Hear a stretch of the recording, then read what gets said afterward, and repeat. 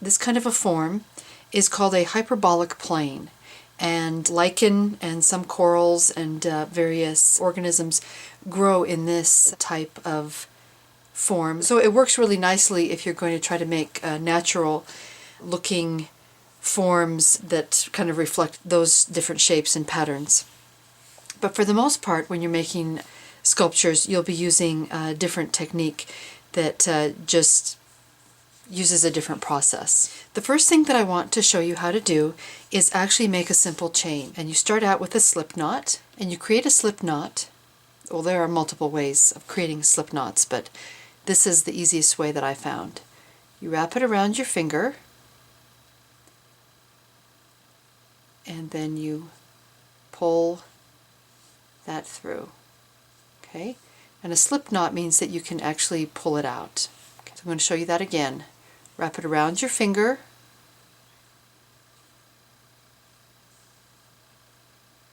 and pull it through. Then you'll take your crochet hook and pull this tail to tighten it. And then you wrap the thread around, hook the thread with your crochet hook, and then you pull that through. Okay, I'll show you that again. You wrap it around the hook, grab it with that little hook, and then pull it through like that. Wrap it around, pull it through. Wrap it around, pull it through. So in this first form, as you practice making a crochet chain, we're going to actually make a little inchworm. So this will be your first crochet sculpture. Okay, so it looks like a little braid, and depending on the size of the crochet hook and the size of the yarn, this might be a little bit looser or more tight like this one, and either way it's fine. It just kind of changes the overall feeling of the little inchworm.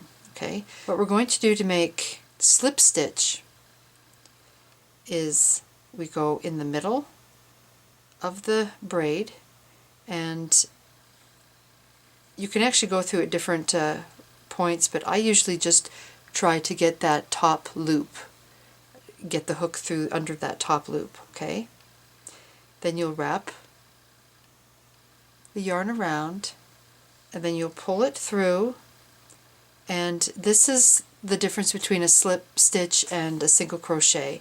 And in this little sculpture we're going to be using a slip stitch. Okay, so you keep that little loop hooked on your crochet hook and pull it through again. Okay, so I'll show you that again. Push it through the next little braided place, the next stitch, then you pull that through, and then you just pull that same loop through again.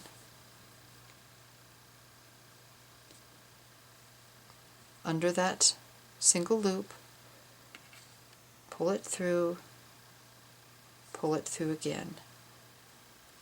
Okay, so now I'm at the very end. I have one more stitch to go, so I'm going to stick that in like I have all the others. Pull that through, and then pull it through the loop that was on the hook. And then to finish this off, I'm going to wrap the yarn around one more time,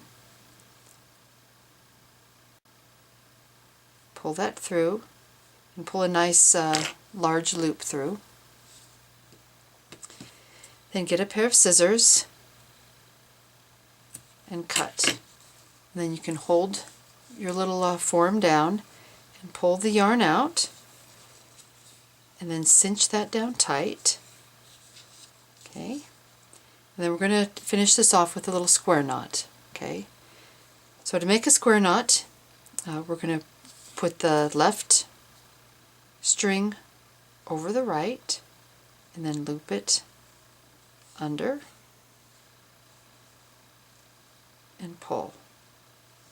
Okay, and then we're going to do it the opposite way. So we're using the very same string. It was a little bit longer. We're going to use the right string this time, put that over, and then wrap it under. Okay.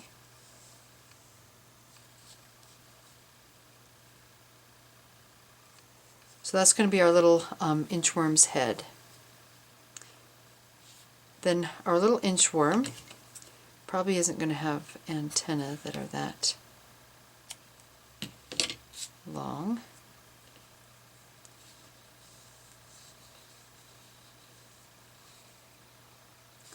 Say this little turtle might have an inchworm friend. You can add those little googly eyes and glue it to the head of the inchworm. I'll show you how to make a little leaf that the inchworm could crawl on, and you can use different kinds of yarn to make like a little woolly bear caterpillar, or another type of little worm. So that's your first sculpture, and that can really help you practice tension, okay, and getting nice even stitches. And so you can make a whole bunch of these little inchworms and caterpillars, and practice your chain stitch and your slip stitch.